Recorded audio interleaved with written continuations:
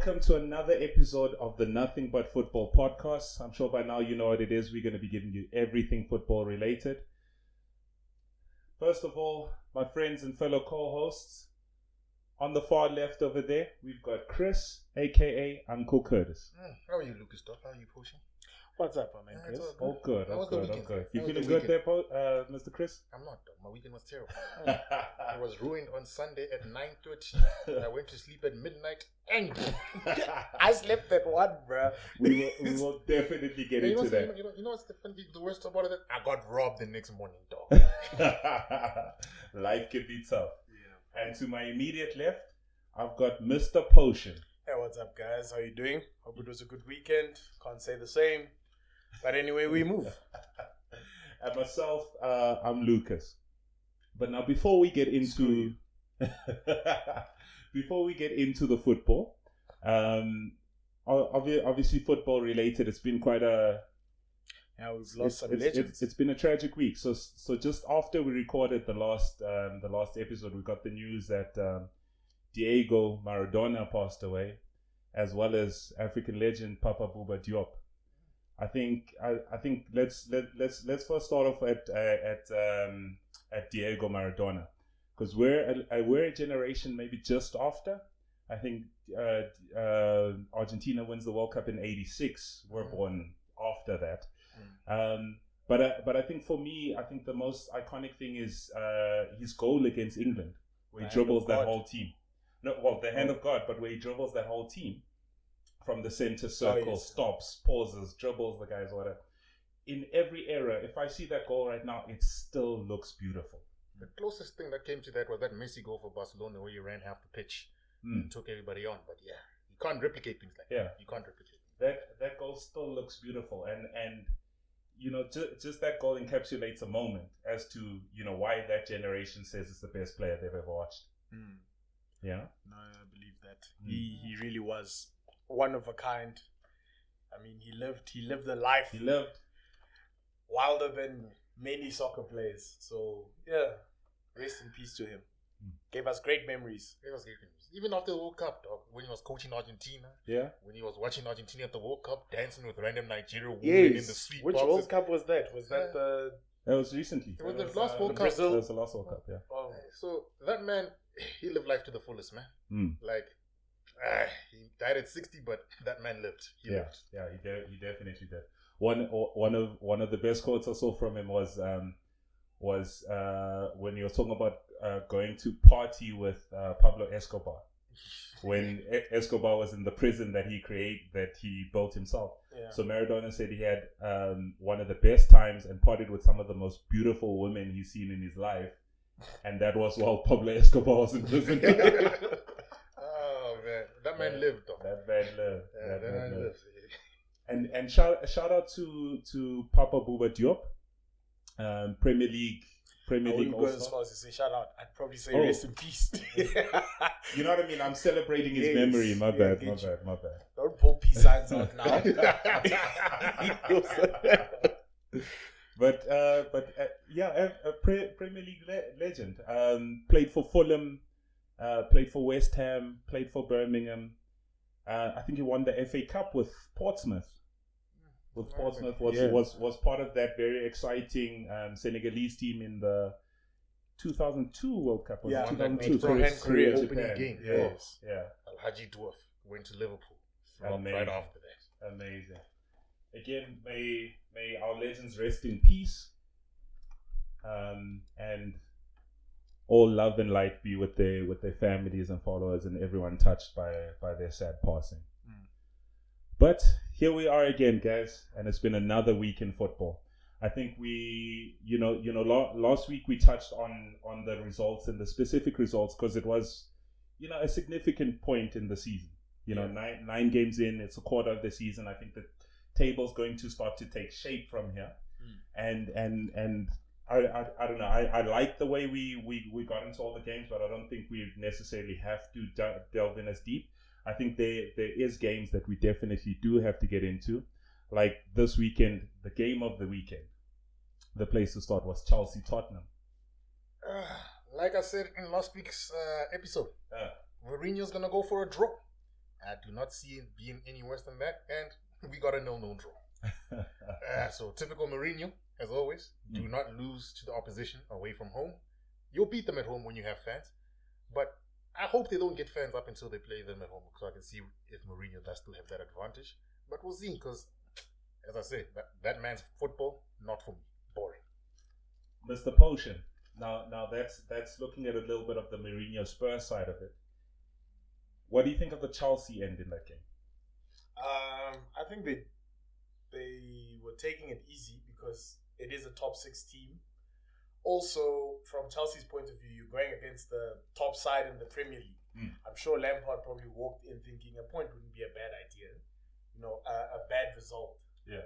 So I think that he kind of was okay with the point. Yeah. So, it was a decent result for him. Yeah. They did try out their luck in the game. I watched some of it, but I got bored. I won't lie to you. I stopped watching it because it got boring. I fell asleep on the couch. Yeah. I think it was a good point for both teams. Yeah. I think as much as you're saying Jose Mourinho, you know how he comes in defensively too. But I didn't think Chelsea was that adventurous in this game either. Yeah, I think Frank Lampard got that pragmatic approach from Mourinho. Yeah. To say, let's not lose this game. So I think he was a bit afraid after he saw what Spurs did to Man City the weekend before. Yeah. All right. He was thinking, Man City is probably a better team than mine, and they lost 2-0. Why would I go and play the same open approach that Man City did, and then risk losing on the counter-attack? Which is why, again, I say, I'll never like Mourinho for that type of football he plays against top teams. Because guys always talk, no, but he's got record points, he's got record number of goals. It's okay to go beat an under 13 side 13-0. I don't care about that. All right? It's an extreme example, right? Yeah. But if you're going to be playing the top sides, all right, I want to see some attacking flair in it. I just don't want to see you sit back, defend, get a 1-0 and be happy. I can't imagine watching that over 2 legs in the Champions League. Now, I like Mourinho, but I kind of agree with what you're saying. But to be fair, to what you're saying, to what end? To what end? I love sexy football. You love sexy football when a result happens, or are you comfortable sexy football 0-0s? Your team finishes not at the top. I don't mind at all. Those trophies are not my trophies. Yeah. If I wake up every Saturday and I'm like, we're gonna get another 0-0. Yeah. Why am I watching this game? I'm there to be entertained. Yeah. I'm not entertained when I watch Mourinho play. I've never been entertained when watching a Mourinho game, especially against top 4. Yeah. Now, if he goes and beats, it's like the Man City Burnley game. Man City's been thumping Burnley 5-0 for the past 4 seasons at the Etihad. Yeah. That's exciting, man. But, I'd rather watch that than watch the 0-0. Fair enough. But obviously, who would want to watch a game where no one scores? Yeah. Yeah. Mr. Potion, who's this result better for? I think we're not really going to get into the game per se because there wasn't that much activity in the game. I think there were some snapshots from a couple of guys. Reece James put in some good crosses, but no one connected to them. Tammy Abraham. The only thing that I remember is the Timo Werner disallowed goal. Harsh. Yeah. The only thing I remember from that game. Yeah. Yeah, terrible. So Mr. Potion, who do you think this result is better for? I think if you look at the bigger picture, it's better for Tottenham. How so in the bigger picture? They're still number 1. Chelsea 2 points behind them. Yeah, essentially. I'll just have to check because I do think that Chelsea has the worst run of fixtures coming up. Yeah, they're playing us this weekend. I'll check. Yeah. So, but we'll lose. If you can just show me there on the screen. Yeah. Thank you. I'll get to that now. Yes. I think it's based. I think that Chelsea's going to have the harder run of games. And Tottenham, I think they only hard game. Well, not really hard game, but they're going to be playing against us soon.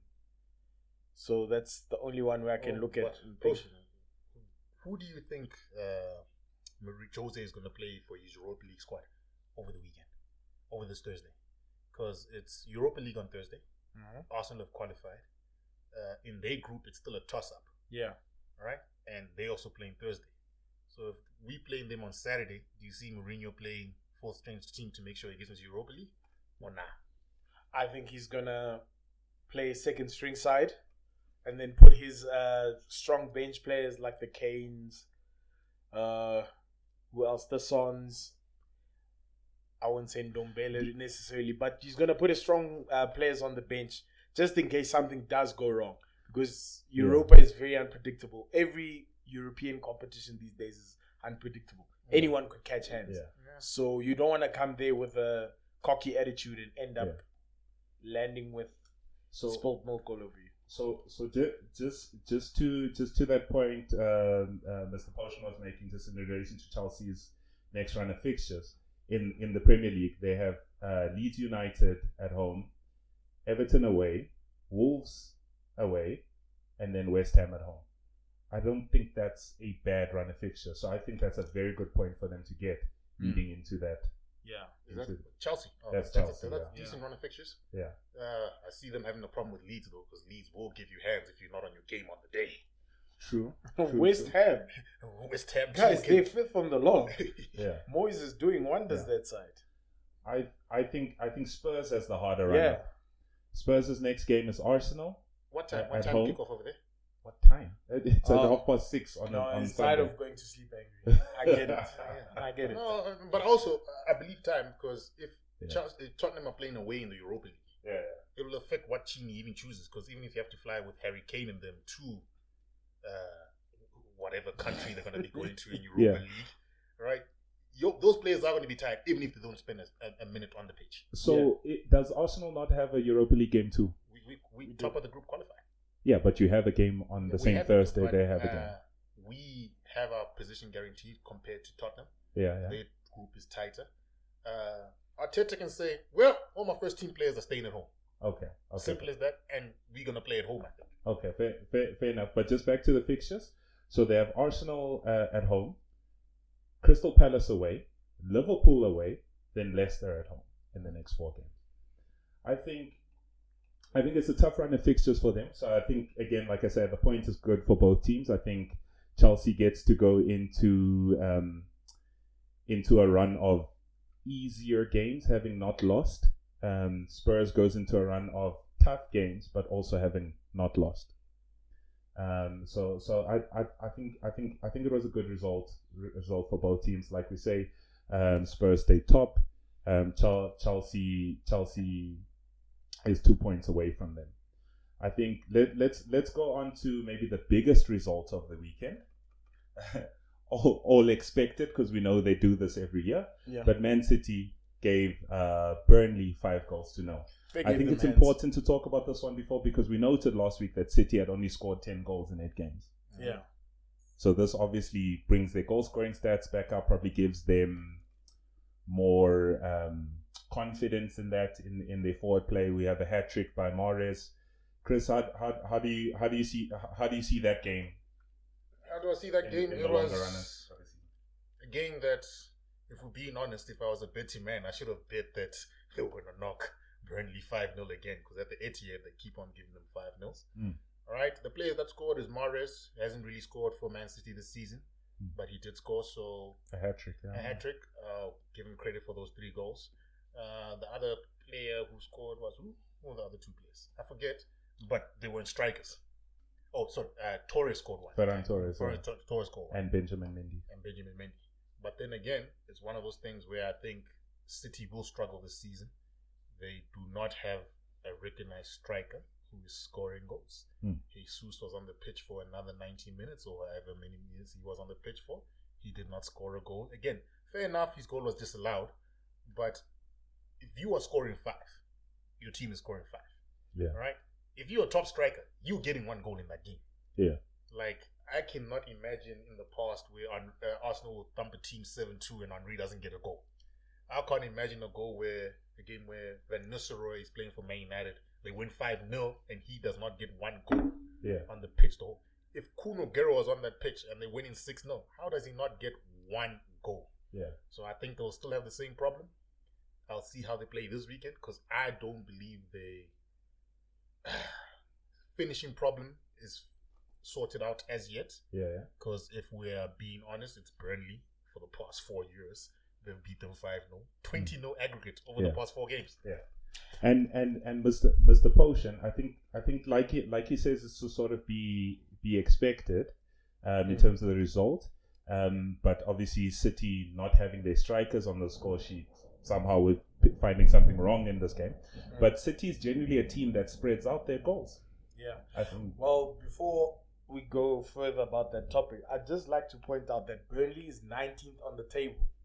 And they've had a long run of losing streaks ever since they flew that plane over that said White Lives Matter.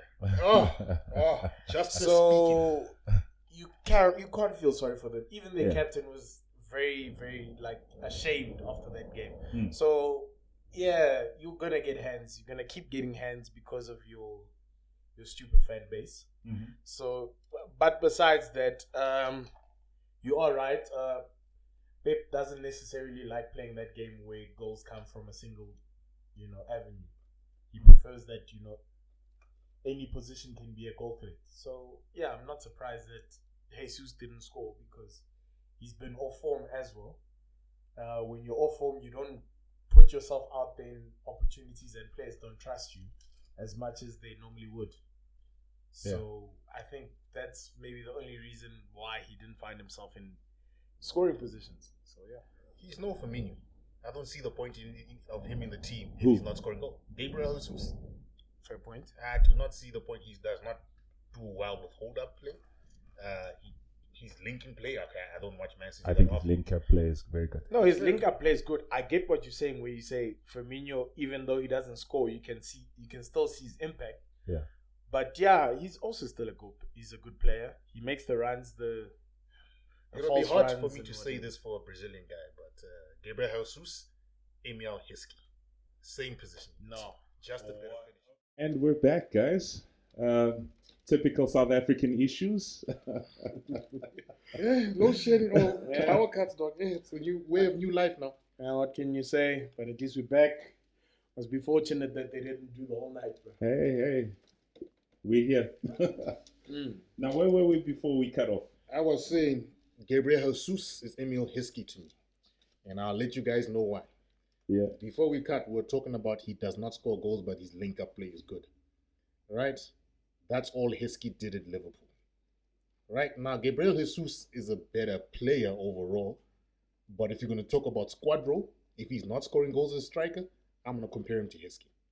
I think it's a bit harsh because I'm not sure about Jesus's record, his goal scoring record, but I think he is the second most scoring Brazilian in the league, ever, all-time scorer. How many Brazilians have we had? We didn't have R9, we didn't have Ronaldinho, we didn't have lethal Brazilians in the league. Yeah, we have Firmino.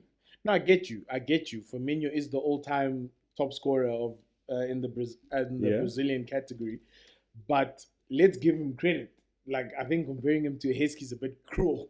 Heskey, you guys. No, listen. I think Heskey did his job. No, Heskey did his role in the time, but I think he got a lot of slack. So we must remember that. I respect Heskey. I respect him.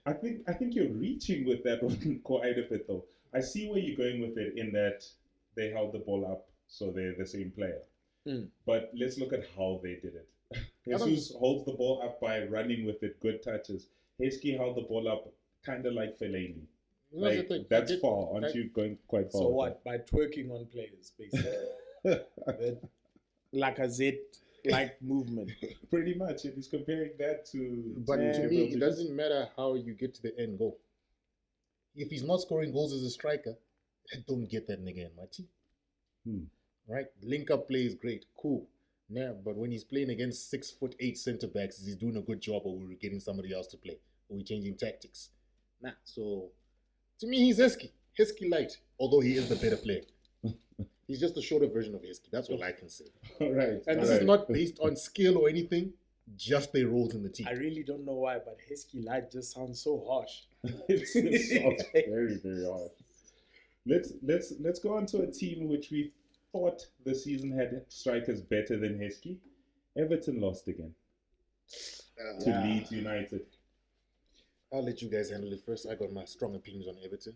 I think fantasy points Calvert-Lewin did not save me. He ruined me. He didn't do me any favors. But I think it's one of those I'm not going to check historically how the fixtures were between the two teams, but I always feel like Leicester always believed that they were better historically Leeds. than Leeds. Leeds, yeah. Leeds thought they were better than Everton historically. Yeah. So I think it's just that mentality of like, yeah, Although in history, Everton are the fourth best team in England, somewhere there, if not. really.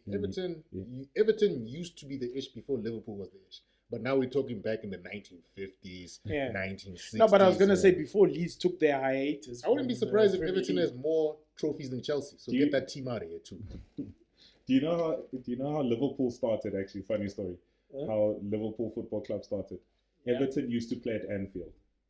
Okay, Right. okay. I don't know the story. Continue. Everton used to play at Anfield, and then they wanted a bigger stadium, so then they moved to Goodison Park. Yeah.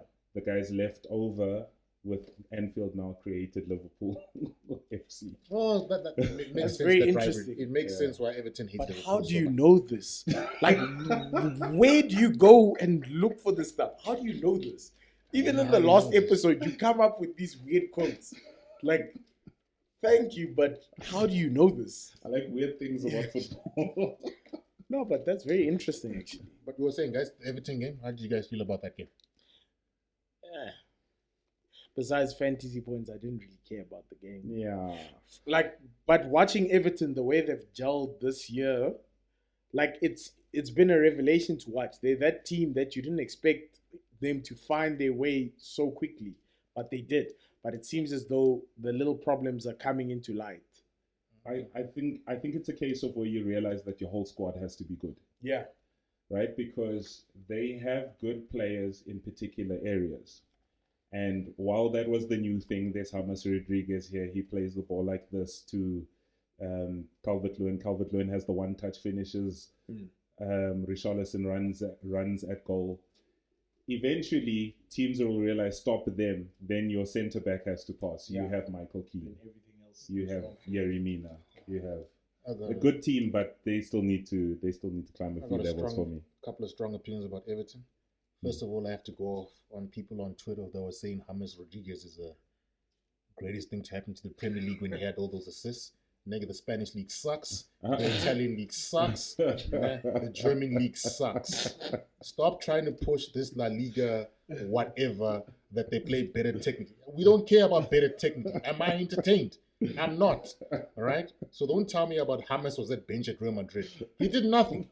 He got 2 assists, a couple of goals early on in the season. Where's your boy at? Everton are on a 4-game losing streak. Not even Arsenal is that bad on a losing streak. Right? And you're talking about, so that's my first point. These guys who watch La Liga, say La Liga is great. Say you enjoy it. Say you enjoy the technicality of it. But move on trying to say La Liga is the best league in the world. It's not. We know England has cows, but it's more entertaining, which is what makes it the best league in the world. Yeah. Right? Moving on to Everton properly. When I was watching Everton early on in the season, when they were winning games, my biggest problem is they were conceding too many goals. Right? Yeah. So moving forward, they're brilliant. Right? But then I expect Calvert-Lewin to go on a dry spell at some point this season. I expect James Rodriguez to go on a dry spell in terms of assists. It's his first season in the league. Yeah. He's gonna get injured. Yeah. Right? So now I've removed your main assist maker, I've removed your top striker.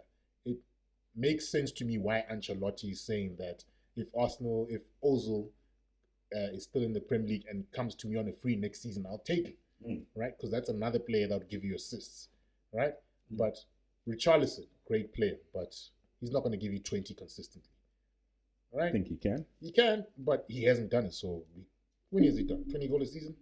I don't think he's done it in the Premier League yet. He'll do it eventually. He'll do it eventually. But I just feel like but what I'm trying to get, he has a good number of goals, and remember he was playing as a wide forward, a sort of winger who scored those goals. He's not really been saying. Okay, fine. Then they need to find a better player for Dominic Patrick Lewin. Yeah. All right, cool. Then my fantasy hero. Your fantasy hero. But then you look at Everton in the defense. Those guys were leaking goals left, right, center. There was a couple of people that were saying, they can do well. And I'm like, Coleman is older at left back and that. No, Seamus Coleman got injured, I think, in the first 2 games or something like I can't remember. Don't quote me on this one, but he is injured, That's where so I he's think not Ben playing. Godfrey was getting quite a The few. best Yes. way I can put Everton, look at the back four.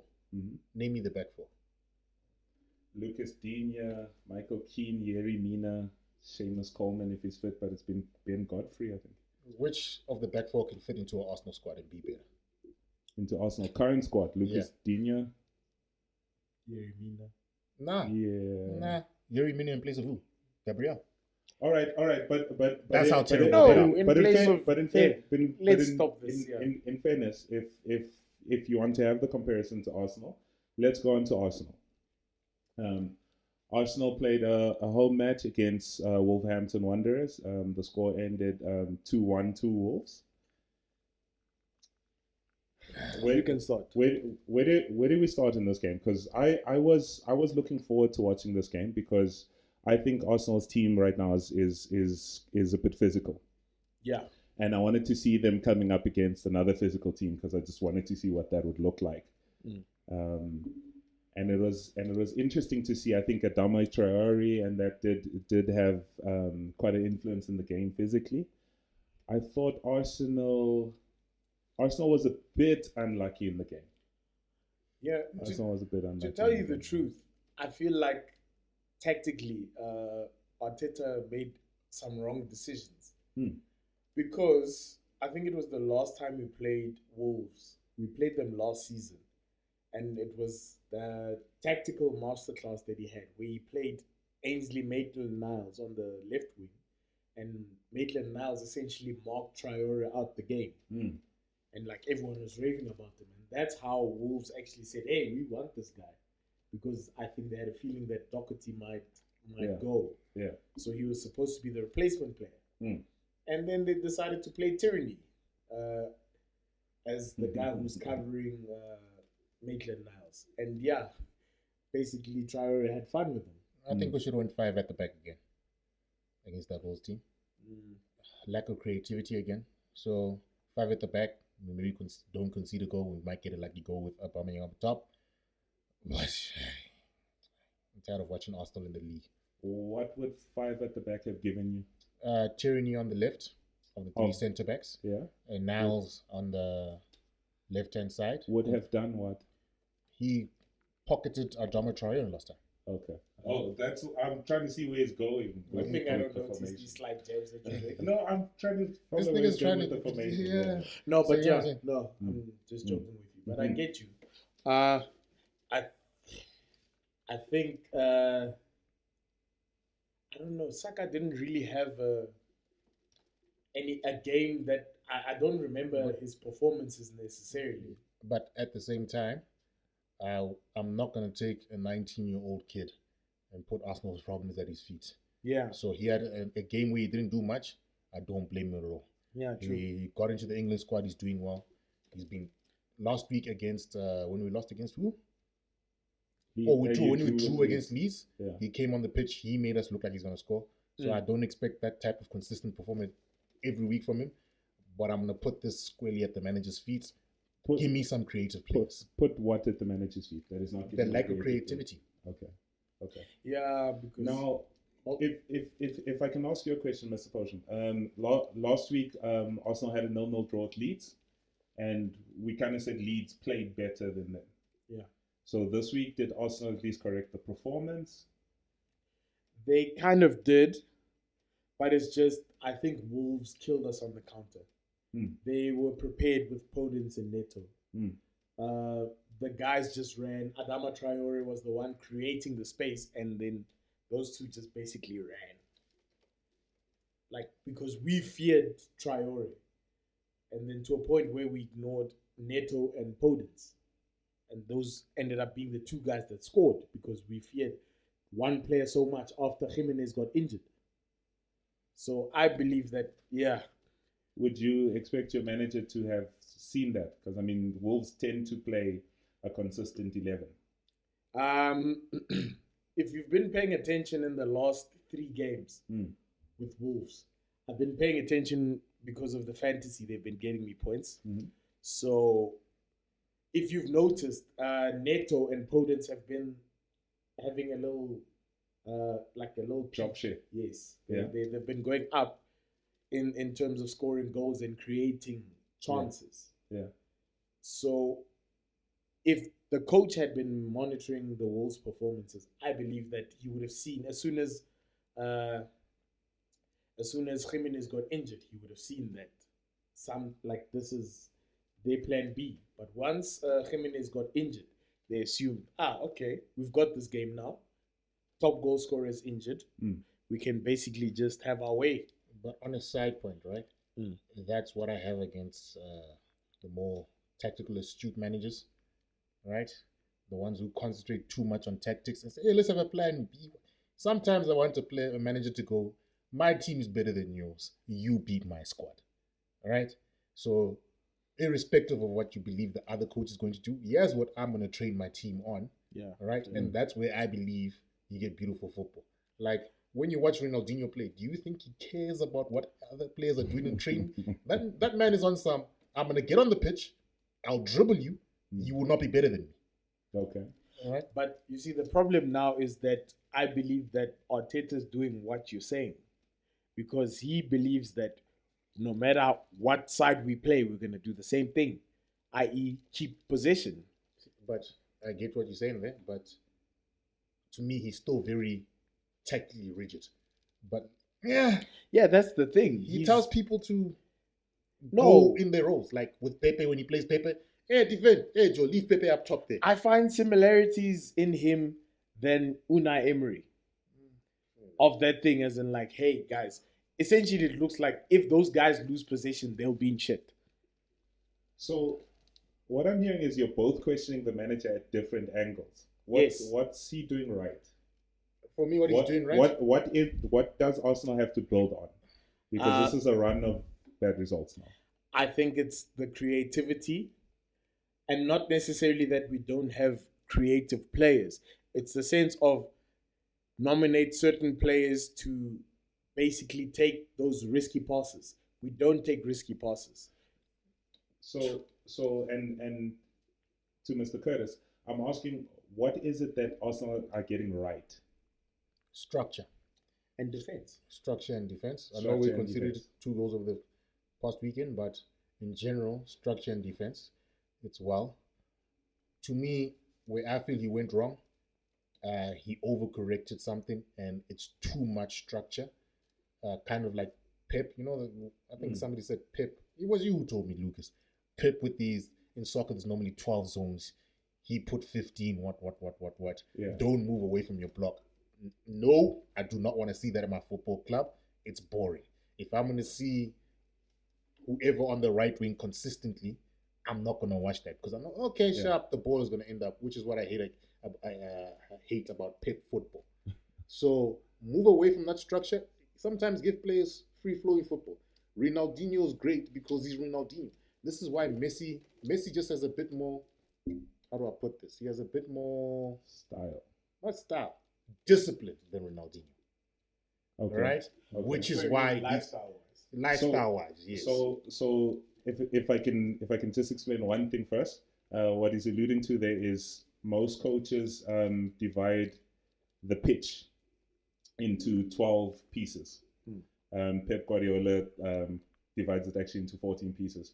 And if you can just imagine a cake that's sort of cut in lines and then cut across, and then there's weird things that he does. Listen, I don't know this that well.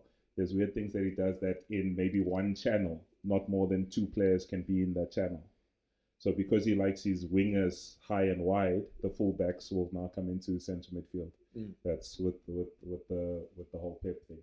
But that system gave you probably the best team I've seen in my life. That Barcelona Champions League winning team under Pep, the Bayern Munich team, the Man City team. The Bayern Munich team never excited me. You're arguing against structure too much structure. I think leave Bayern Munich out of that. Let me put it this way, right? I've never watched a Man City game and been excited. I've never watched a Bayern Munich game under Pep and been excited. But I did watch Barcelona under Pep and be excited because of Messi. They score a lot of goals. Yeah, you can score a lot of goals, but dog, excitement, dog. If you're getting the same goals from the same angles, wing, I'm not getting excited over that. All right? you got a lot of goals, but it's like, like when you watch basketball and you watch Magic Johnson with the no-look passes. So just coming back to Arsenal, do you want a better feeling team rather than better results? A better feeling team? Yes. With slightly better results. Sure.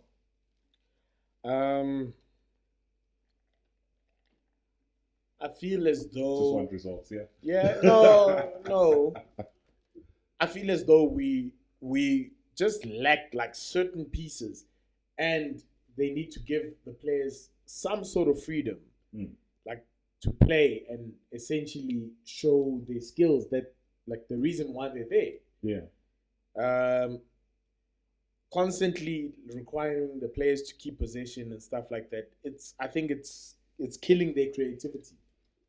Okay. So yeah, that's what I feel. There's high press players for players like Jordan Henderson, and I don't want those guys anywhere near my team. That segues us well into the Champions match.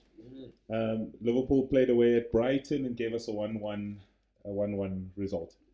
I think it's not a bad result for Liverpool. Yeah. No, I think it is. If you look at Brighton's form before the game, they have been playing well. We haven't been paying attention to them, But I actually, if you look at their results, they have been playing well. Yeah, quite a difficult team to play against. Yes. But I feel like Liverpool would be disappointed considering that they just came back from beating Aston Villa in the past week. Wasn't Aston Villa? I think they beat Leeds. Leicester. Sorry, Leicester. Yeah, Leicester. Just came back from beating Leicester. I don't know why Aston Villa keeps ringing my head. 7-2. Never mind, but yeah. Get these Liverpool fans out of here. Yeah. But yeah, they beat Leicester. It was 3-0? Yeah. They beat 3-0. Yeah, they beat them that's 3-0. defensive masterclass, by the way. So that's what I'm saying. I thought that, that was going to be a way for them to build up from there and kind of show that, it's a team philosophy, not necessarily them requiring those players in those positions. Yeah. But yeah, they should have won this game, I believe. So, but they very nearly did. The goal's only at the end of the game. Yeah. Uncle Curtis. Okay, let me see. Is it a good decision? Were there good decisions in this game? Let me give context to like what you asked Potion over there. I feel that Liverpool fans will feel it's a bad result, all right, because they conceded in the 91st minute, right? Which is why I'm gonna go attack that captain that they think is fantastic, Jordan Henderson, all right? He came on and he's talking about Brighton players said that was not a penalty. Man, if you don't get out here with your lying self, no Brighton player told you that, because no self-respecting professional would have told you that, all right? And when he was attacking the system VAR, right? Get that man with his white privilege out of here, because VAR is a perfectly okay system. You know who he's like? He's like the colonizers. Right? What? Please take us on a journey, sir. Like Jordan Henderson. Remember when I said on a couple of things that aren't? Let me talk. Jordan Henderson, I can compare him to colonizers, right? And I'm going to compare him to colonizers is because he feels VAR is an unjust system, man. Even though it worked for Liverpool very well last season. This season, they refine it. They say, hey, ref must make the decision. Go to the monitor and look at it. He's upset at decisions that were right calls, right? The Salah goal, his toe was offside. It's offside according to the rules. Get over it. All right. Yes. The Welbeck penalty. Robertson didn't touch the ball. He kicked Danny Welbeck. It's a penalty. Get over it. All right. Now you're gonna cry about VAR, a system that gets calls right, because the ref went over to the monitor for that penalty, and he saw that Robertson did not touch the ball. He kicked Danny Welbeck. Whether you feel it's soft or not, 2 weeks ago you got a penalty at West Ham. Yeah. Stop crying. Yeah. Get over it. Him, James Milner, get those white privileged guys out of here. They colonizers to me who are complaining about BEE because it levels the playing ground. Get out of here. Mr. Potion. Mr. Potion, another goal for Diego Jota. No, same. Like I said last week, he's proven to be a good signing. Yeah, like he's doing nothing wrong. Like he's having a fantastic start. We can't take that away from him. Yeah. I personally believe that Mane this season was going to be, not this season, this game was going to play a big factor, but he basically choked up. So you can Mane now came off the bench. Huh? Mane came off the bench, got a goal disallowed, so Okay, you can't blame him too much. Yeah, fair point. We'll take that into consideration. But yeah, But to me, Jota was a masterclass signing by Pep. Yeah. I think, not Pep, Klopp. Yeah. I think he might be signing of the season, end of season. Yeah, I think he'll do very well. Do we think this result Who do you trips think is Liverpool up? No, it doesn't. I think you'd say Gabriel. Okay, top 2 contenders then. You know, No. Besides the fact that Jota has been scoring goals, Gabriel's been doing well pushing, but I'm not going to lie to you. Been losing games with Gabriel. But he's They've been defensively winning been games with Jota. How would Gabriel? You can't blame Gabriel you for the can't lack of blame striker goals. yes. Like there's a lot of factors that you look at. You look at their prices. You look at the contributions they've had to the team. Gabriel's had what? Of player of the month, he's won the last 2. Yeah, I think he's won the last 2. Listen, I'm he's not a saying, very good signing. No, He's a listen, very I'm good not saying signing. I'm not He's saying done that very well. I'm not saying that Jota is not in the race, but I'm just saying that just because Arsenal is losing, you can't ignore the fact that you can't ignore the fact that this guy has done quite well. like the only that's the thing, right?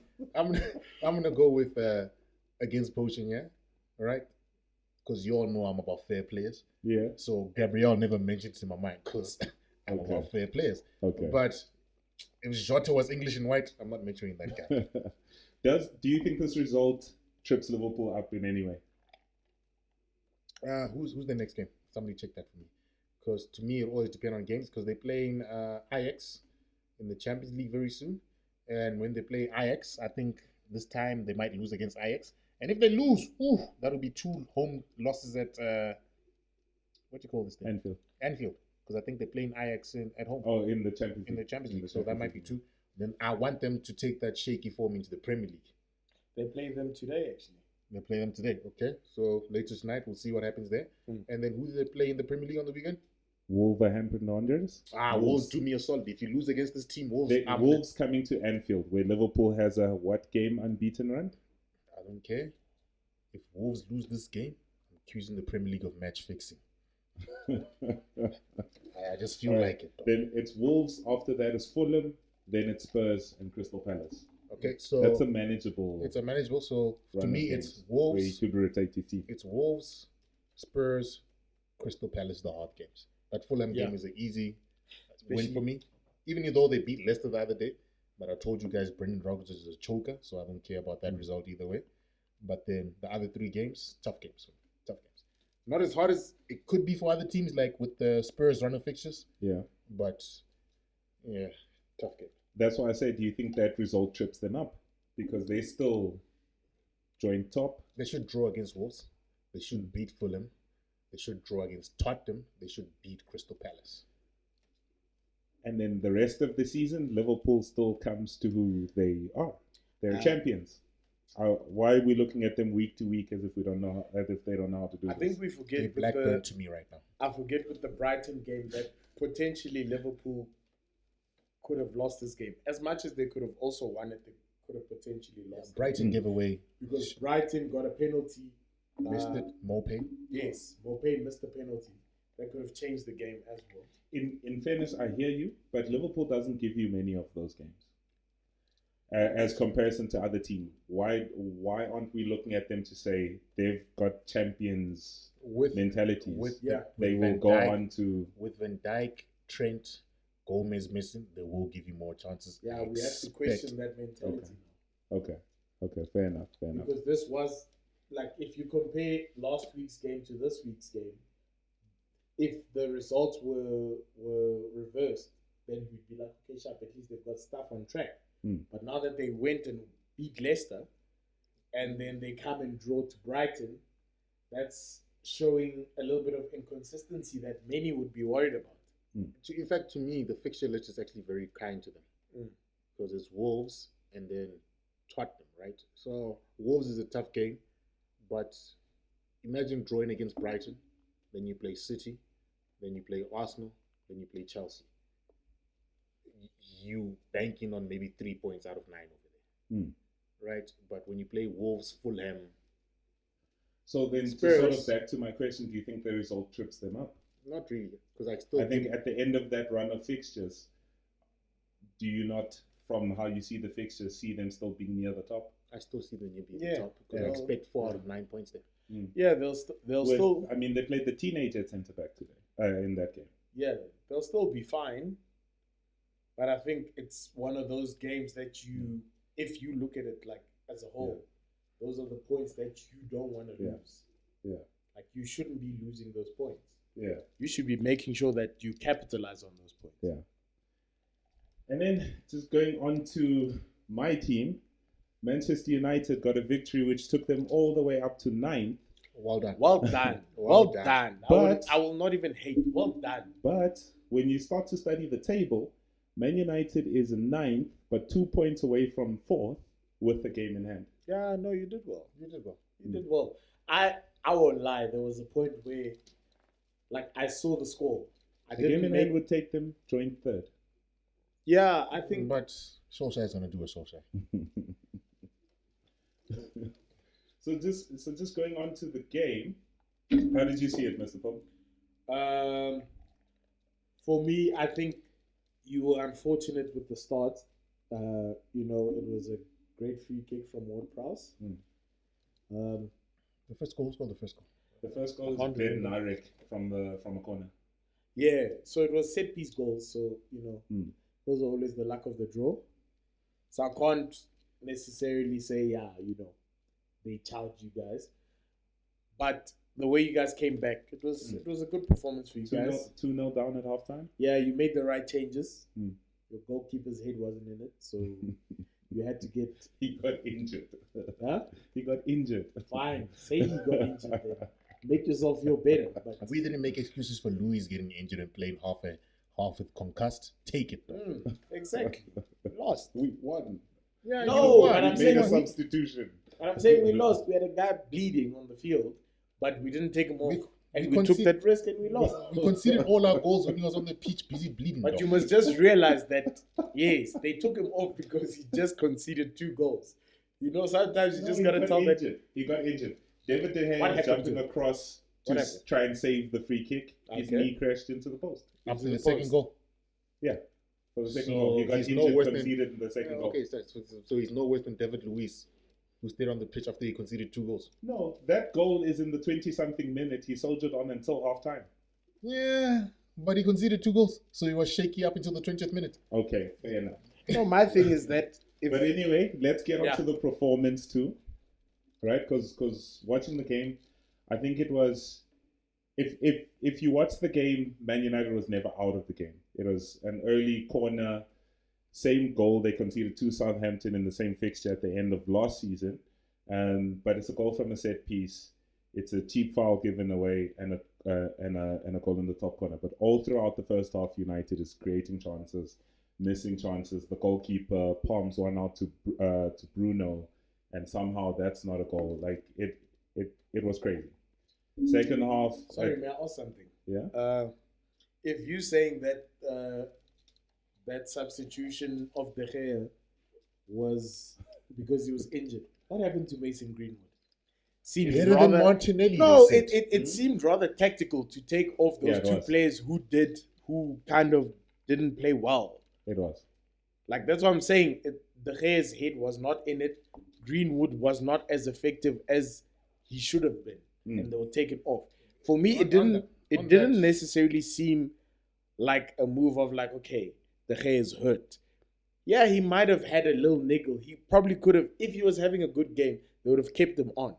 But because he wasn't, they decided to take him off. Listen, if that's the case, then I'm still happy because that would show me the strength of my manager. So No, I say it's not the strength of your manager. If that's a conspiracy theory that turns out to be true, I'm cool. No, I say it's not the strength of your manager because I believe what happened is he went in at halftime. The physios told him, "Hey, he's not getting any better. Let's take him off." Right? I'll tell you why it's not the strength of your manager. Cavani been on the bench for a very long time. No, but Getting fit. Getting fit. We signed him on a free transfer at the end of the season. Last season he was at PSG. Remember, PSG forgot about him. They just said, "Here's Mario Icardi. Let's forget about our record goal scorer." What did Cavani even get games? Okay, so what you're telling me is, remember when they had to pay him to let Neymar take penalties instead of him? Okay, let me talk to you in this way. All right, okay, Lucas, they paid him to take penalties over there. But who do you want taking your penalties now? Bruno. Okay, besides Bruno. No. Cavani, besides your strikers. And anyway, so I'm coming to the point to say we signed him like that at the end of the transfer window. He comes in, has to do the quarantine period. He's getting fit. He had his first 90 minutes in the midweek in the Champions League. Okay, fine. And played well. Okay. Do you believe that Solskjaer will play more regularly as he gets fitness? Yes. I believe he's still going to be on the bench. I would be quite surprised. I wouldn't be surprised because Solskjaer is very dodgy tactically at most times. Okay. If he's not counter-attacking, that man is lost. To tell you the truth, I think he's not. To tell you the truth, I think Solskjaer might just end up playing Cavani a little bit more because right now he needs an experienced head. And it just so happens that Pogba's out. So it works out nicely now because he can play Van der Beek. He can play... Yeah, free the Beek. Last week I was saying Donny Van der Beek. So great game. I don't quite recall. Did Martial and... Martial didn't play. Sorry, Martial didn't play. Yes. So I think he might actually start going for that where he plays one and not the other. Look, what he did in the Champions League against Istanbul Başakşehir was he played Cavani up front. That name. Well done. Well done. He's happy because that's the team that lost 2-1. Yes. The first Champions League win they ever got. Hey, imagine Arsenal losing to Molde in the Europa League, dog. I'll go crazy. Oh, Lucas and his team, dog. We're preparing for PSG. Who are you preparing for? We're preparing for a random team. FC middle of Europe. So you're going to join us? No, we were there last season. Listen, I don't hate on that competition. I've gotten to know it. I was happy when United won. Lucas. Listen. Lucas, 2 minutes. Okay. 2 minutes. See you in Europa League in Feb. Away. And we'll win it. You won't win it. You didn't win it last season, though. You didn't win it. Anyway, but in midweek, he played Cavani up front. He played Martial on the left and Rashford on the right. I was actually quite impressed by Rashford on the right. But in this game, Southampton, I don't think Mason Greenwood played well, right? But I think it was because of the limitation of the position. He played Rashford and Greenwood as number 9s, right? And they not back to goal strikers. So we kept looking for the ball side on. Nothing really was happening. I think it was a tactical decision rather than anything on Mason. Yeah, true. Yeah, I think he needed a presence up front. So you rate Solskjaer as a manager? But most of the times when I watch Mason Greenwood play well, he comes from the right. Yes. Yeah. So yes. I've noticed that. Yeah. So he is a striker. He came through our youth systems as a striker. It's just he's 18. Look at the size of him. Yeah, he needs to learn how to hold defenders off and that for kind his of thing. age and his size. He's not, not there yet. So now it looks like he does well. He's a bit Van Persie-ish. What? He's a bit Van Persie. What? He's a bit Van Persie-ish. How? He's got a similar playing style, both left-footed, a very good touch and technique on the ball. Okay, if you say that, I don't see it. It's just because he's left-footed. That's it. I don't see that, man. What drugs have you been taking this past weekend, Lucas? Listen, that guy plays like Van Persie. He doesn't. Like he's faster than Van Persie. Yeah. Van Persie. He has a touch. In fact, what's the thing? Mason Greenwood scores the same goal all the time. How can you compare him to Van Persie? Hey, he's 19. He's got time to have Yeah, a career. Van I'm Persie- saying in playing style. I hear you, but Van Persie I'm had saying like- in playing style. I didn't say the type of goals. I said the touch and the technique. That's where I see. Okay, it. you have I've to heard put you like- guys. I've heard you guys say that before. Hmm. You Man United folk, but I don't really. I don't know, bro. Like I just Yeah. think you guys are just you're trying to hype him up and you're trying to put that you're destined for greatness type title. Potion, you know what Man United fans remind me of though? Hmm. You know when you look at American movies and you watch the high school jock who spent good 18, 20 years being the cool guy, right? Had every woman that he wanted. Then what happened? He graduated from high school. He competed with the rest of the world. Man United after Ferguson is basically the loser high school jock, right?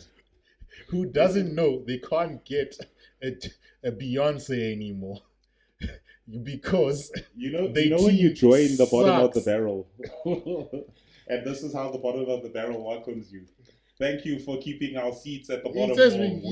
He says he kept he joined the bottom of the barrel. And you know what the sad part is? Liverpool was. Yeah, Liverpool was Man United before Man United. Yes, they warmed up those seats for us nicely. They warmed up the seats for us, but Man United is going to take over the seats very soon. Nah, Not with Solskjaer in charge. No, yeah, I fair think point. I don't see Solskjaer winning. Look. My thoughts on Solskjaer. I'm not going to sit here and tell you he's the best manager in the league and whatever. I think he's the best manager for us right now. I sort of compare him to Brendan Rodgers at Liverpool. Right? Brendan Rodgers at Liverpool, yes, he'll be derided. He never won anything at Liverpool, but he got them again almost finishing second, trying to go for a league and whatever. He got them feeling positive about their team again. Yeah, I hear you on that. And that was through results, right? I also think he also has a bit of potential too, because where Brendan Rodgers was let down was he loses Suarez, he wants Sanchez, but he gets Balotelli. I think United, the job Ollie's doing is good. I just need the board and that to actually just let him be, I'll take along those, with our youth team. I'll take those excuses. It's excuses at the end of the day. Of what? Excuses for what? What did Brendan Rodgers win at Liverpool? Nothing. It's excuses. This is what I hear when Arsenal talk about Arsene Wenger. So don't give me excuses. Excuses of what? What do you He think didn't I'm win trying anything. to excuse? So he built up the team. What do you right? think I'm trying to excuse? He built up the team. I could argue that.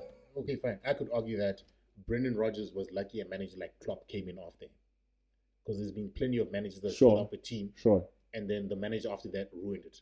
So 100%. I think it's 100%. just Klopp rather than Brendan Rodgers, because Benitez got second place. Yeah. Liverpool fell to seventh the very next season. Yes. So it could have been his lucky season that he got to second place. Yes. Yeah. So I also think Benitez did some things right, and after you have the base that Benitez gives you, somehow you end up with Roy Hodgson. I think let's not blame Benitez. By the American owners, but Benitez won leagues at Valencia. That was a once-off. Blackburn. Yeah, so I mean, he won the Champions League with them too, or whatever. I'm not comparing that to Solskjaer, but I'm just saying, give your manager some belief. Yeah, I hear you, know, but let's also be careful about managers winning one title and then saying, hey, they won a title. Yeah. Who was the manager of Blackburn in '94? Kenny Dalglish. Kenny Dalglish, yeah. What else did he win? Kenny Dalglish. What else did he He's win? a Liverpool legend. He won league titles with Liverpool. Playing or managing? Both. Okay, cool. Yeah, even as player manager. Cool.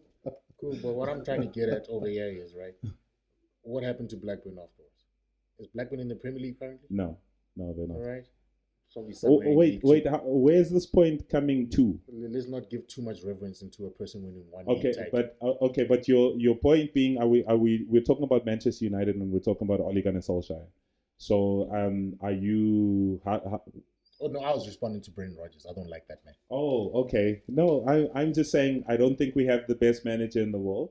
But I think he's good for the club at this moment. I think he's putting a lot of faith into the youth system and giving youth players a chance and that kind of thing. United's whole history and tradition is built off a youth platform. I just think let him be for now and then get someone better. Rashford is still 23. He's not at his peak. Let this guy, let him play on the wing. Let him get a Mourinho type when he's at his peak. What? Yes. You giving Rashford this much grace? To say what? No. You're telling me he's 23. The man with over how many Premier League games? Nah, Lucas, nah. Rashford is not going to improve on his finishing. You don't believe Rashford's 23 or what? Nah, I don't believe Rashford will get better than he is right now. Okay, why? He's never shown me anything that will He get better. reminds you of Theo Walcott. He does. He really does. He does. He'll have a Theo Walcott career. And don't get me wrong, Theo Walcott's career for Arsenal was good. Yeah. Just not what the English press hyped him up to be. Sure. That's what Rashford is to me. Like, to tell you the truth, like it feels like the older he gets, like, you know, he's just settling into what he has already. Yeah. Because he's fast, you know, he can dribble. Yeah. That's about it. His shooting has become suspect. Look, but he loses focus sometimes. Sure. I give you all of that. I will really argue with you about his potential. I really think he can hit the heights. But right now, he's one of Manchester United's best players. Yeah. So, He's right. No, let me stop you there. Bruno Fernandes. No, I didn't say he's the best. I said he's one of the best. If you say United's top 3, he's in for a shout of that conversation. In terms of potential. In terms of players right now. Yeah, fair enough. Right? So when I'm saying here's our club's best player at this moment, Rashford 23, 3 years, we're not going to get a whole new 11 to make him our worst in the 11, if you get what I'm trying to say. We're not going to wean him out of the 11 like that. We have a Luke Shaw to get rid of. We have a Victor Lindelof to get rid of. We have a Nemanja Matic, Scott McTominay, Fred. Who the hell is our defensive midfielder? We have that situation. We throw Martial in there too. Sure, you can throw. My point is coming to say, why can't I have hopes for Rashford? Why can't you have hopes for Rashford? Yes. I had hopes for Alexander Klepp. Sure. And it was great while you did. Yeah, but what I'm saying is he's not going to improve. I'm not arguing. You might have hopes for him. I'm trying to dash your hopes and tell he's not going to improve. Okay. The best thing that you'll ever do off the pitch. What if the team improves around him is what I'm saying. Yeah, what if we get a Alex Telles instead of a Luke Shaw? We've been years of Luke Shaw. Okay, Lucas, let me put it this way. Victor Lindelof. Who rates him? Do you rate him? Let me put it this way. What did Rashford learn from Zlatan? Put what that way? No, I'm asking you a question. What did Rashford learn from Zlatan? I don't know. I don't text him. Fine. He didn't play with a world-class player. He didn't pick up how to move, make better movements, to score more goals, and you believe he'll improve. Who's going to improve him? At what ages were those? He's 23 now. Yeah, but 22, 23, cool, whatever. Last time was a season or two ago, so 21. He has not improved one bit. Do you believe that? I think he's improved a lot. How? I think he's improved a lot. I think he's still very erratic. I think me and you had a conversation off air where he broke in the Southampton game. Man is running. Cavani to his right. What does he do? He doesn't give the EV pass. Yeah. He thinks I'm a superstar. Yeah. He must go feed children if he thinks he's a superstar. On the football pitch, pass to the man that will get you the goal. Yeah. So now I think he has enough quality and enough time to learn that part of his game, because I see Rashford getting into those positions. He scores a couple of goals from those positions. He's a decent finisher for a midfielder. I think if the team gets better around him also, he definitely does have a lot to learn. He's a lot of the cause for why Bruno Fernandes loses the ball. A lot. Lucas, let me put it this way, and I hate the fact that you had to make me bring up this example, because I hate this club and I hate this player. I don't care if he was a former Arsenal youth player. Harry Kane, when he broke into the Tottenham team, how long did it take him to adapt to learn how to be a proper striker? It was instantaneous. Rashford. I disagree with you. It wasn't instantaneous. When he broke into the Tottenham, he played in Europa League for a long time. But he was banging in the goals. Sure. In the Europa getting to that stage, he was also on loan at Leicester. Yeah. Harry Kane is not the same age as Rashford when they peaked. Harry Kane is 21 maybe. He's 21 when he starts. When he starts performing for Tottenham. Don't even talk about Leicester to me, man, because I'm saying when he broke into a better teams, when he got his chance, he took it. Yeah, and he's been consistent since. Yes. Right? Yes. And I can argue he's run about the same ages. Because Harry Kane has been banging goals since 21. Okay. Right? Yes. Rashford has been inconsistent since 21. I give you that. I give you that. Rashford is not going to bash... what are you arguing? He's not going to get any better. I don't need him to. He gave me 22 goals last season. So you're okay with the way Rashford is playing now? Yes, because he's our left winger. Manchester City's left winger. Raheem Sterling got you 22 goals in a title-winning season. Remember what Walcott said when he was playing at Arsenal on the play number 9? He's going to go through that. I don't want him to play number 9. I'm not saying that he doesn't want to play number 9. He's not a number 9. He just needs to learn how to be a number 11 better. Okay, if he he comes up through the youth system at number 10 and off the left, and that he didn't play number 9 a lot. Okay, fair enough. But I think I think we'll see. What are you arguing? If he's off the left and gives me 15 goals, I'm happy because eventually we'll have a good striker. Okay, fine. Hopefully Cavani that gives you 20. He'll decline. But let's move on. Cavani will give you 20. Wait. No, I get you. Okay, never mind. Yeah, apologies. I'm saying positionally. Yeah, no. Maybe you'll find someone like a Cavani, but younger. Yeah. We'll see what happens. Because he's still one of the best players in our team. What I'm saying is the team needs to fix before we fix him. I don't mind if we need to fix him. Fix Luke Shaw first. He's worse. I think we're being a bit petty here. And I think we should just leave it. Let's move on to the next team, guys. Because Lucas will never concede the argument that Rashford is a trash player. Never. The best thing he's ever done is feed those hungry school children in the UK. I think the next team we can move on to is Leicester, really. Leicester lost again. Disappointing. The choker, Brendan Rodgers. So disappointing. So if Leicester won that game, they would have gone joint top. But before we start this, I actually have something to bring up about all these teams, especially the underdogs doing well. Yeah. Have you noticed that because there's no fans, like these teams tend to take the game more like often than it used to happen when there were fans? Yes. So in my opinion, I'll give it to the fans thing slightly, but I more so give it to how the schedule is now, because the small teams are playing 1 week. Yeah. 1 week. Actually, is it? I'd never thought about that. I think it might actually be this Leicester game, where I might have the game wrong, but there was a game where the home team had played twice since their opposition had played. Okay, I get what you're saying. I think it might have actually been Leicester because Leicester played during the week. But Leicester plays Europa. They play Europa. So hold on, let me just check. I hear you, and I agree with you 100% there, Lucas. What was the point you were making again? It was actually because Fulham played on Saturday the week before they played Saturday, and Leicester played on Sunday.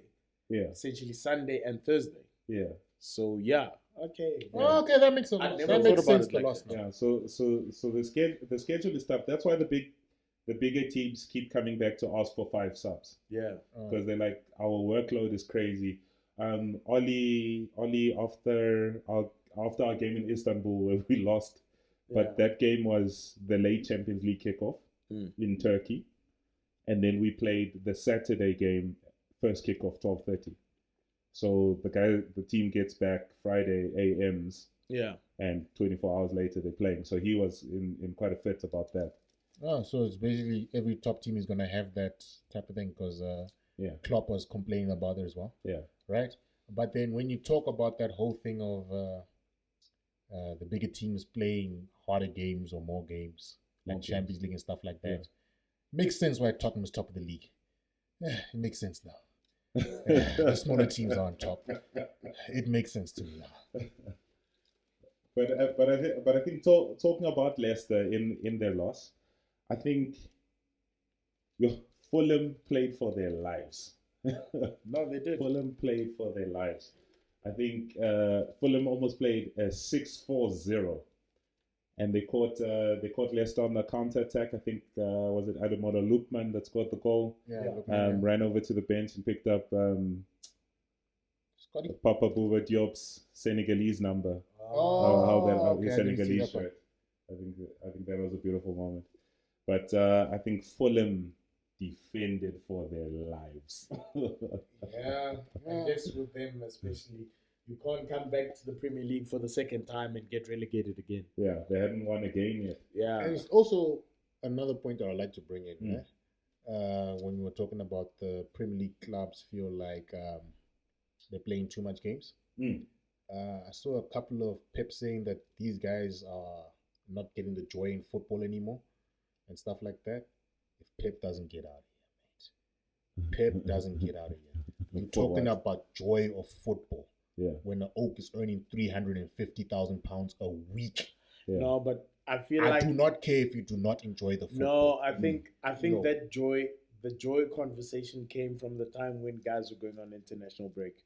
No, I hear you. No, but no, he said this week that we are playing too many games because we are playing Champions League, we are playing Premier League on Saturday, then we play Champions League again. If I hear any top professional complain that they are playing too many games, they need to get out of here. But also under COVID conditions, you have to stay in the bubble. You have £350,000 a week. Yeah, no, it's their job. They need to do it average well. British worker gets £20,000 a year. I hear you. It's If their I job. hear They you- need to do it well. But they lost the joy, not the Don't tell ambition, me. not the desire. Don't tell me. I do not care if you Okay. lost the joy. Okay. You are living the top 1% in this world. So you're one of those supporters. I'm not one of those supporters, but if I'm hearing, you know, I compare it to, man. I'll never hear, even if you call me one of those supporters, if somebody's playing in the Premier League, is playing in the Champions League, man, is playing every second day, nah? Yeah. Unless I hear a championship player complain, I'm playing too many games. Championship, League 1, League 2.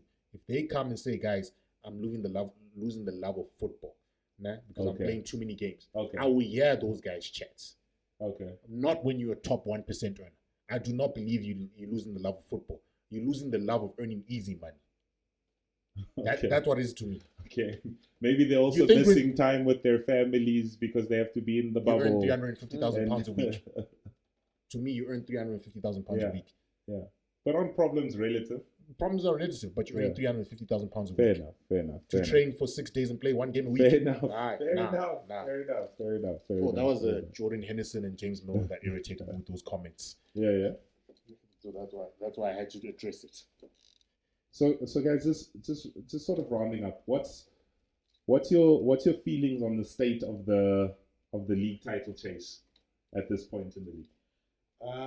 Liverpool doing well. I think because this is almost a point in the league where we can check out a little bit and chat about things around the league, right? Because we checked in, we can check back in a little later. I was gonna say the best way to look at it now is basically the next fixtures. We can look at the next fixtures. Kind of dictate. But I mean from we're 10 games in.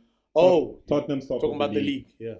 Liverpool second, Chelsea's third, Leicester still fourth, United's in ninth, but 5 points off the top with a game in hand. City not far behind them. Yeah. The league is still quite tight. So you're not gonna name Arsenal? And how many points behind Man United? That's all that matters. I'm actually disgusted. This This guy, guy's pissed. no, he just acted like we This guy's nonchalantly not there. When this guy's team starts losing again, I'm gonna get him. Arsenal is 3 points behind Man United in 14. Oh, Yes, okay, thank you. Thank you. Thank you. Also, we can also take them off the top. Arsenal's 8 points off the top. Okay. I don't mind. No, that. you don't have to give us those little details. Granular details. But essentially, yeah. Let's keep going. Where do I see this? Arsenal season also end? has an LWLDL previous 5 games. You think you're funny, though? Just a bit. You think you're funny? Potion, when we record on this podcast again, and Ole is on a 4-game losing streak, about to play whoever in the Champions League to make it to the next round, and he wins it. I was going to say, join us in the Europa League. Never mind. No. I was going to say that the nice thing about this league is it humbles people very quickly. Listen, I think When I've they been catch the quite second humble W. about your being below us. You I haven't think been humble. I've been quite humble. You've been humble. You haven't been You've humble. just been passive aggressive. You've been You passive chose aggressive. today that you're going to do something. You chose the week. Finally had a good performance. Yeah, it's fine. That's Second why I half said it performance. was passive aggressive. You Second half decided performance. because of what happened this week that, But anyway, guys. So looking back to, is it a good time to start giving our predictions?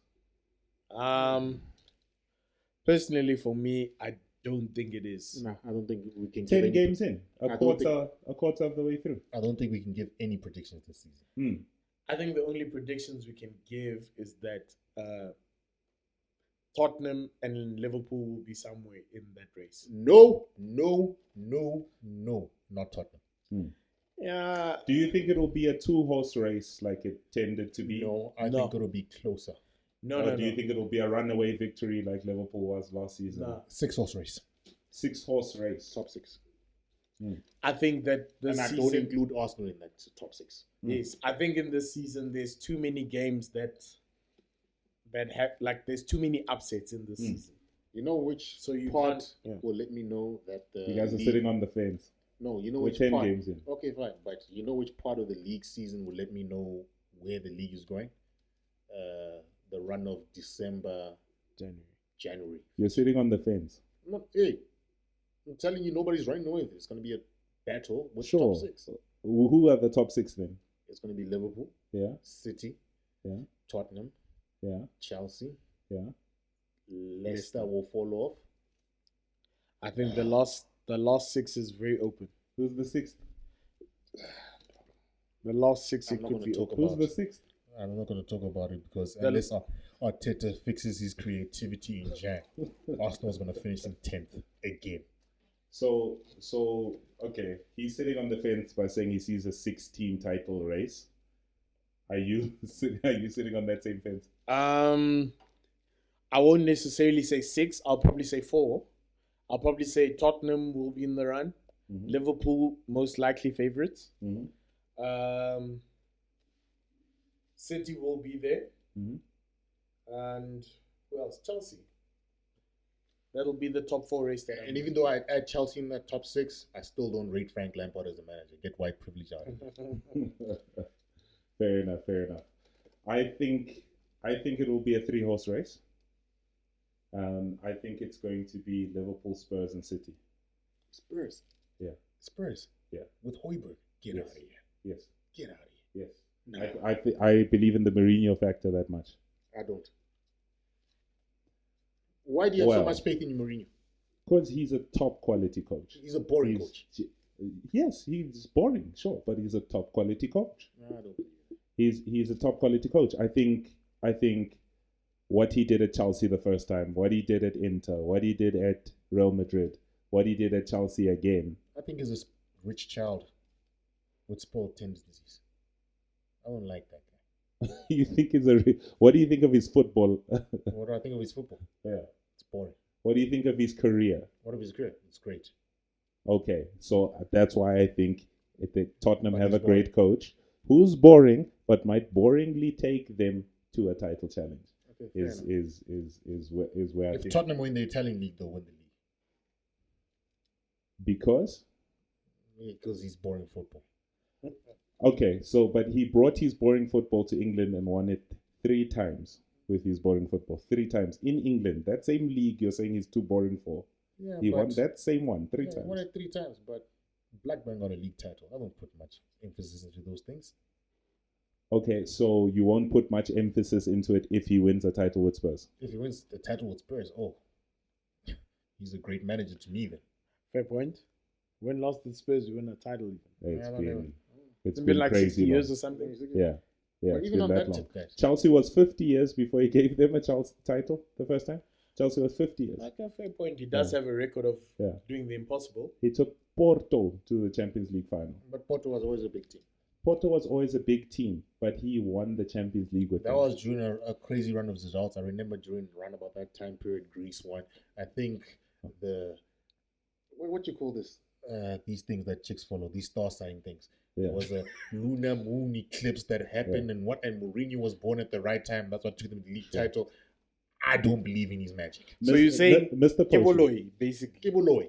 Yes. Mr. Potion, do you rate Mourinho's skill as a manager, the factor as a manager, relating to the remainder of Tottenham season? Do you think Mourinho will have a factor? I think Mourinho will. I think he's good enough to take them through, but you must also remember that you are in a club that always implodes on themselves. Yeah. So it's going to be a tough challenge for him. Yeah, it will. It definitely will. But I think there'll be title challenges based off the Mourinho factor. No, let's give them that. They will be title challenges. Not just the Mourinho factor alone. They have a quality squad too. Yeah. They have the best number 9 in the league right now. Okay. Harry Kane. But he's playing as a number 10. He's still scoring goals. Yeah, he's still scoring goals, but... So you're just arguing that he's not a number 9. You want to put him as a number 10. Listen, yeah. Then are you going to call him the best number 10 in the league then? Because then his numbers, if you're putting him at 10. Okay, yeah. Best number 9. Technically, is the best number 10 in the league because he's got the most assists. True. Okay, fine. But so I'm going to argue anything that says Kane is a good player, even though he is a good player, and Rooney is a good manager, even though he's a good manager. I don't like any of them. I'd rather talk about the Italian league. I'd rather talk about Juventus. I'm not talking about these gents. So when you guys are ready to move on, we'll move on. I think Spurs definitely deserves some attention based off the quality of the squad, based off the quality of the manager, and I am definitely going to bring Spurs up back onto this table as we come into the following weeks of the league. I'm definitely going to be watching Mourinho with a keen eye. But guys, you want to wrap it up, guys? We're not going to do an over league of the other leagues. How do you guys feel about? Let's get into it. How do you guys feel about the Italian league? How do you think Juventus is going over there? I think they're going to lose it this season.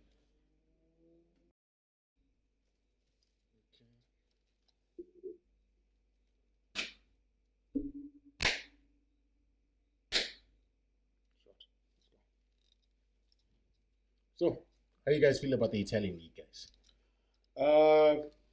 Italian league is very interesting so far. I'll just name the table and just give everyone a perspective of what's going on. So at first it's AC Milan with 23, second Inter Milan 18, third Sassuolo with 18, fourth Juventus with 17, fifth Napoli with 17, and sixth Roma with 17. Can Maurizio Sarri get more love? Why? That guy won the league with Juventus last season. They still hated him. They loving Pirlo now, losing points. But you know the thing, Sarri, I feel, was the downfall of Juventus. Was he? Because I'm advocating for Sarri here. Because at Chelsea, he gives Chelsea top 4. He gives them a Europa League. Europa League. Gets fired also after one season. Like one season of winning things and he gets kicked out all the time. He was lucky to win the Europa League. Arsenal played terribly in that final. Oh, wow. I think... what was the score? It was 4-0, but he was lucky. Arsenal played terribly. No, we scored, man. We played terribly. He was lucky either way, Chelsea to win the game. Either way, I think the reason why Sarri gets given trouble is because of the way he operates. Because it seems as though he likes to rotate the squad a lot. Okay. Yeah. But so I think that's the reason why they give him a lot of trouble. I don't understand. Like he preferred to rest Ronaldo quite a bit actually last season. Yeah. And the Italians had a problem with that. As in, like, this is our main player. This guy needs to play all the time. Yeah. So I think that was the problem. I even hear you on that, man, right? But when I look at the Italian league this season, Lincoln, Zlatan, the AC Milan. change Yeah. that AC Milan is at. AC Milan were nowhere to be seen up until Zlatan joined in Jan. Yeah. He got them into a decent position. Mm-hmm. They're the Europa League, nah? Yeah. Then, Need to bounce. okay, stop and record. Oh, there we go. Okay. And we're back. Apologies, delivery man at the door. Yeah. We hungry. Yeah, we hungry. We told you about the load shedding earlier. We didn't have time. We had to give you this. But either way, like we were talking about Maurizio Sarri before that. Don't rate him as a manager. Get that man out of here too. Took him 40 years to win a league title anyway, or a trophy anyway, right? But then he's got a whole backstory. I mean, he wasn't a professional. Yes, he was a worked a job. I He don't started care. coaching later. I don't care. You should have started coaching earlier. I don't care about all that thing. That's a sob story to me, right? Yeah. But then when I speak, I wanted to speak about Juventus in the Italian league. Yeah. So currently under Andrea Pirlo, he's changing the team. Yeah, they basically got 4 wins, 5 draws. I think they also might be played 9 games this weekend. But I think they might lose it for the first time in God knows how long. Yeah. Since that cheating scandal, Juventus has been winning everything. So he's changing the team. There's a lot of youngsters. Weston McKennie, I think. Bernadeschi. They putting in quite a few youngsters into the team. Yeah. But there's also a Napoli team there's Dries Mertens is still there. I hear you on the Napoli team there, but if I'm going to rate a team higher right now, I'm going to look at AC Milan. Zlatan came to that team, like I mentioned a bit earlier, and then he's taking them from AC Milan were a mid-table team. AC Milan is what Arsenal is now. Yeah. Right? And now he's taking them to the top of the league. Yeah. This is a 36-year-old man. This man believes in his own hype, but I'm happy with what he brings when he goes to a team because he's doing very well. Napoli has always been good, but Napoli feel like, to me, they've fallen off a bit because they got Dries Mertens. They were about to... They lost Ancelotti last season. But the new coach, Gattuso, did better for them than Ancelotti. He won the Italian Cup last season. Yeah, but he took them... their first trophy. Gattuso took them halfway through the season. Yeah. To me, right? And Ancelotti was busy fighting with the board. We should never get into a situation where the players are fighting with the board. So I'm not going to blame Ancelotti for that mess that happened at Napoli. Yeah. Right? I just think it's unfortunate circumstances. Okay, fair enough. And then another team in Serie A, Mr. Potion, Inter Milan. I think with a Lukaku. Yes, I think Inter Milan has actually got a pretty good squad. They've rounded out the bandits of the English Premier League, the rejects.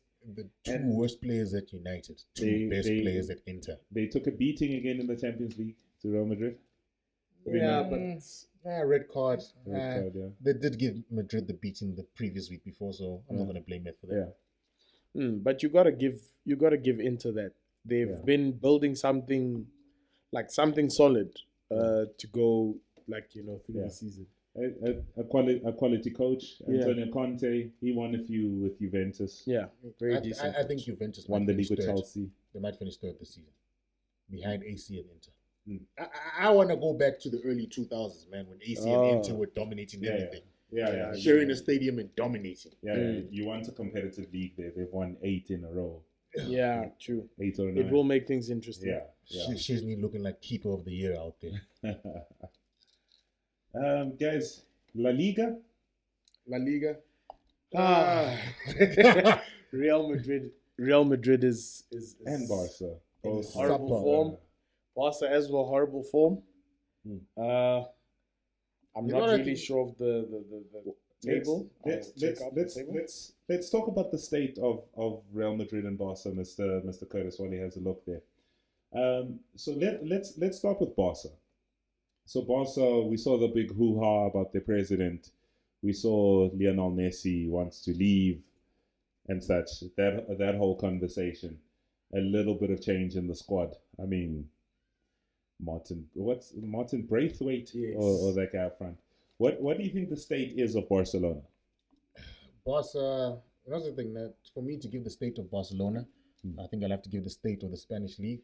I think the Spanish league, or at least the top 2 teams in the Spanish league, were trying to compete with English Premier League sides.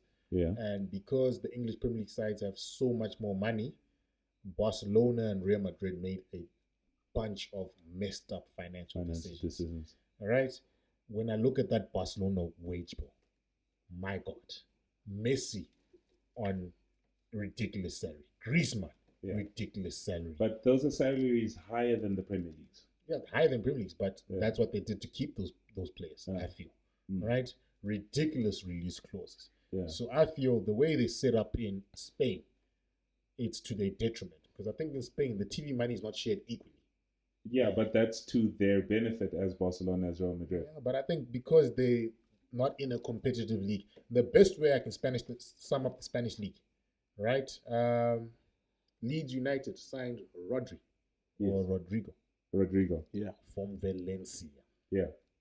How does that happen? Marcelo Bielsa. No, but I hear you on that. But how does a championship team come to sign one of the top 6 teams in Spain's players? Yeah. So just as we mentioned that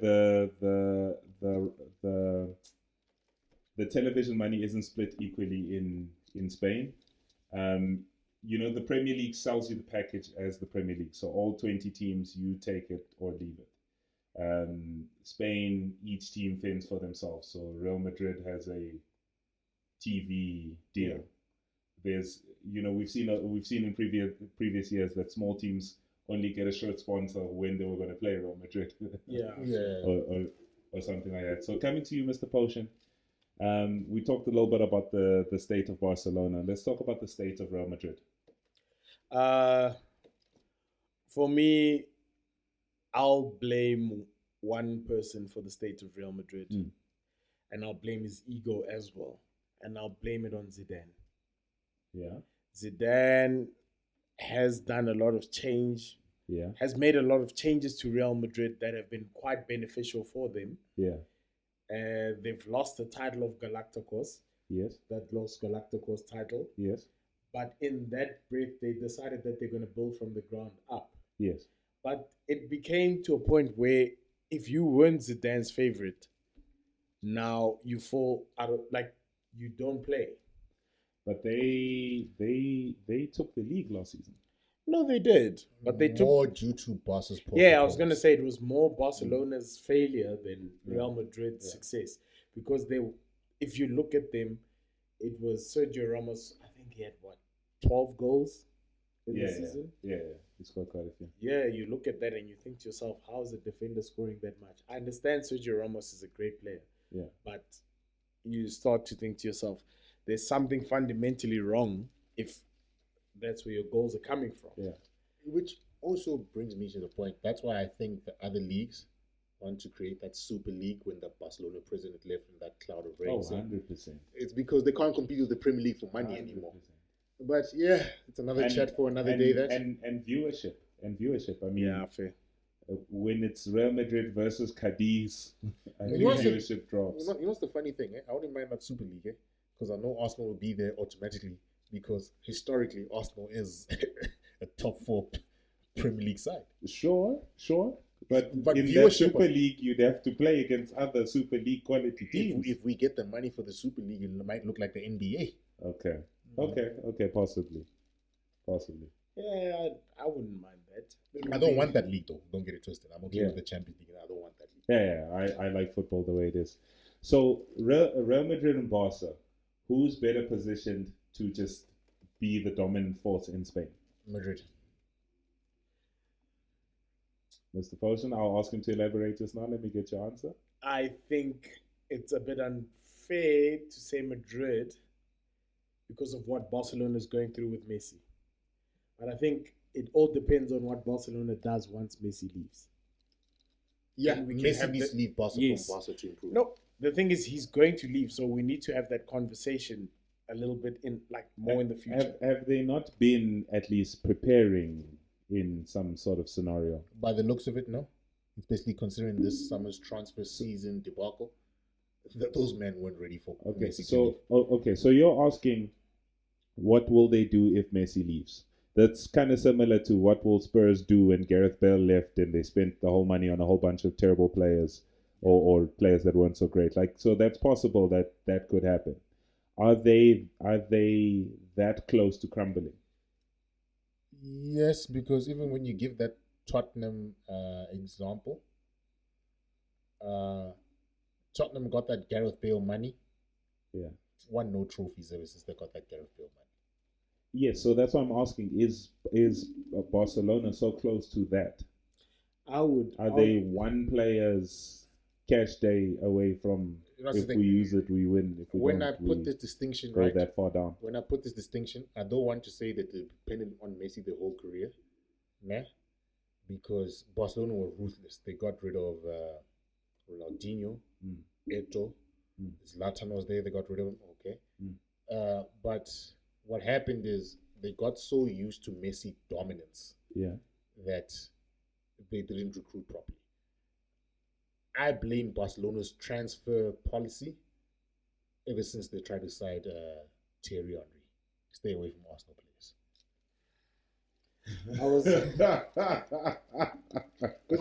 Let me elaborate, right? Because they signed Cesc Fabregas.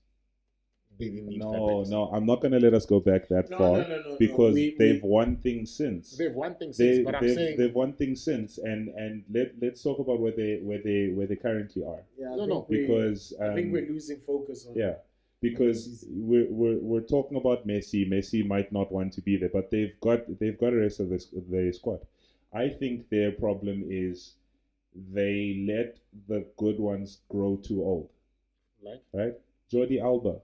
They gave him a 5-year contract. One of the guys who left kind of said, like, is it Abidal or that to say, why are we giving him a contract? He's not good enough anymore, but you've committed to 5 years on that big contract. I think they're making bad footballing decisions. I think they had to get rid of Suarez because they're sort of out of money. You're lucky there's a Ansu Fati.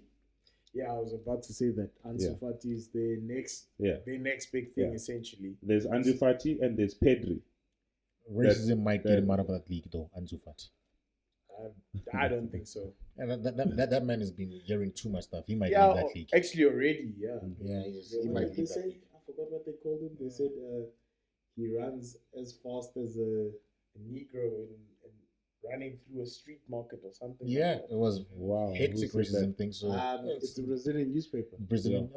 Spanish newspaper. So that's why I say I might see that guy leaving sooner than later. But either way, bad footballing decisions in Barca has been running for years. That's my theme of topic. We can discuss that on a whole podcast another day. I just need to ask us one thing before we close. Now we brought up we sort of allude to race and the racist things and that happened. So this week, Edinson Cavani, after he scores his goals, he gets a message from one of his friends on some sort of social media, and he responds to say, "Gracias, Negrito." But it is his friend, like he genuinely knows the person. They're speaking to him and he actually didn't know it was racist. So he immediately put it down. Now I'm going to cut to you guys for your view on this. I have a South American friend, right? And this is sort of something similar to the Luis Suarez, Patrice Evra thing, but there he was being racist because he was saying that to hurt Patrice Evra, so he was definitely being racist. But in terms of the term, like I say, I had a South American friend who says that's a common name. Yeah, of course. To the extent that they don't even know it's racist. It definitely is wrong, but now there's a chat about a 3-match ban for him. I think it's definitely wrong. Do you think he should get banned though? Yes. On the racism standpoint alone, even if you don't know it's racist, in order for us to move forward as a society, it's not even just about football anymore. You need to stamp that out. You don't know it's racist, cool, but you still need to be punished. Because what will happen is the next person will say, I didn't know it's racist either. I grew up like that. Now, you should know better. Research the country you're going to. Research what England has done. England has only not colonized 20 countries in this whole world. Yeah. Right? I love English football, but them people are wild. Mm. Right? So it's one of those things of research, right? Educate yourself. Yeah. Get the ban. It's only 3. They're not telling them 10.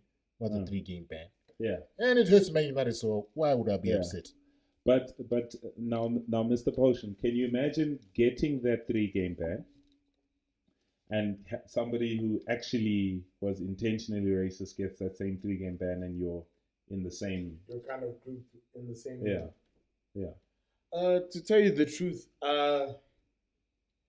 this is a tough one because, especially in those South American countries, I will name the South American... Actually, no, all of them. In the South American countries, there is that kind of systemic racism that hasn't been, like, there isn't a light on it. Yeah, but it's been neglected. He claims he didn't know it was racist. I don't know him. I don't know where he's from. I'm not gonna say if it is or it isn't. No, he's not the first. He's not the first player to have done it. I think that Negrito is because it also wasn't said maliciously. It was said. It wasn't. It was said to as his in friend. It's like my black brother. Yeah. From what I understand. Yeah. From those South American countries, they say that. Yeah. And they also have. I mean, when they name colors, they say "el negro," like stuff like that. Yeah. So it's not. You can clearly see that. Yeah. Yeah. So would you advocate a ban for that, or a issue a warning and a talking to? You know what the problem is? Or is that a missed 3 games? I think, for the sake of the future, I can understand why he'll be the scapegoat. As in, like, hey guys, we don't tolerate this. Yeah. This is, if you say this, this is what happens. So I can say I understand why they're going to do that to him. The only thing that I could argue for in that Cavani case. Wait. Do you guys support the 3-game ban? I do. So you support he gets a 3-game ban? I think for the good of the future, I think he should have it. I think he should get it. I think for I don't support the 3-game ban. I think he should definitely be issued a warning and definitely get a fine or something. But the 3-game ban, I think is excessive. I don't even think a fine is justified. Actually, I take the fine thing back. But the thing is, like what Chris. I think if he becomes a repeat offender. But the thing is, what Chris just said now. No, then you level it. I'm saying he should get something. But you can't give racists that chance. But the thing is, what Chris just said now, as in, if someone else in the future decides to say, "Hey, I didn't know this," like, do you understand? Somebody has to be made the example. It builds that ground from the future where, like, listen, in the 20 plus years Cavani's played football, I've never heard of him being racist. Right. So I'm not going to call him racist. It might be an unfortunate slip of the tongue because that's what he's used to. I'm saying out of the principle of the thing. You gotta stamp it out. Not saying no. I hear you. You said racist things, you're gonna get banned. We don't care if you were from Timbuktu. Know where you are. Know where you are. Know the history of where you are. Don't they make them write English competency tests and stuff like that? Because look, at the same time, sort of to your argument, imagine that's him in the street, like at the shopping market, and then calls out, "Hey, Negrito," or whatever. Like, that's still gonna incite. So he should know better. So they should nip it in the bud before it gets serious. Okay, I get you. Racism should never ever prosper in any form. But guys, is that another end of the episode? That's another end of the episode. I think we've covered a wide variety of things. We've done well, guys. I think we gave you a bit, right? From load shedding. Load shedding. Delivery men. Man. So all right, another week in the Premier League. All right. Cheers, guys. Cheers, guys. Cheers.